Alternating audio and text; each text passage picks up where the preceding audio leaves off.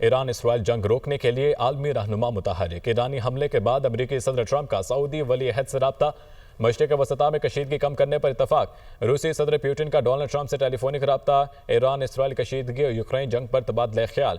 Putin की Iran पर Israeli हमलों की मजम्मत। दोनों रहनुमाओं में ईरान के जौहरी प्रोग्राम बारे भी गुफ्तगू।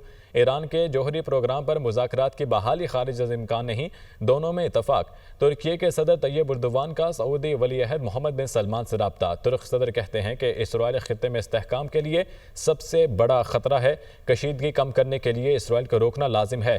एटमी तनाज़े का हल सिर्फ मुज़ाकरात से ही मुमकिन है। सऊदी वली अहद और बरतानवी वज़ीर आज़म का मशरिक़ वसता की सूरत हाल पर रब्ता। दोनों रहनुमाओं का कशीदा सूरत हाल पर गहरी तशवीश का इजहार। सऊदी वली अहद और कियर स्टारमर का खित्ते में कशीदगी कम करने पर जोर। तुर्क सदर का ईरानी हम मनसब मसूद पज़ेश्कियान से टेलीफोनिक रब्ता। नेतन्याहू खित्ते को आग में धकेलने की कोशिश कर रहा है। तुर्क सदर। फ्रांसीसी सदर का ईरानी सदर मसूद पज़ेश्कियान से रब्ता। ईरान इसराइली हमलों के खौफ से मुज़ाकरात नहीं करेगा। ईरानी सदर का दो टोक जवाब।